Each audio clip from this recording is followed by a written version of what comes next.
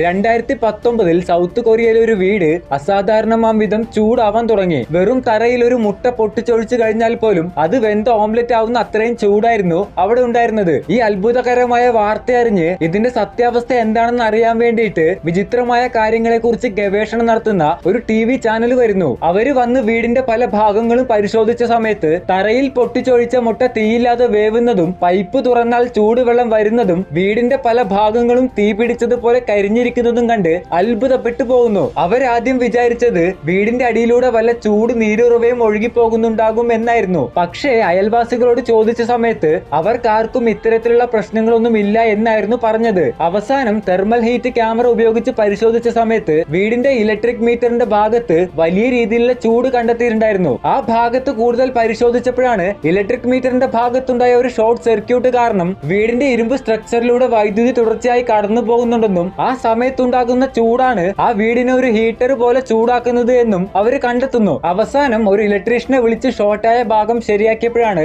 വീടിന്റെ ചൂട് കുറഞ്ഞതും വീട്ടുകാർക്ക് സമാധാനമായതും.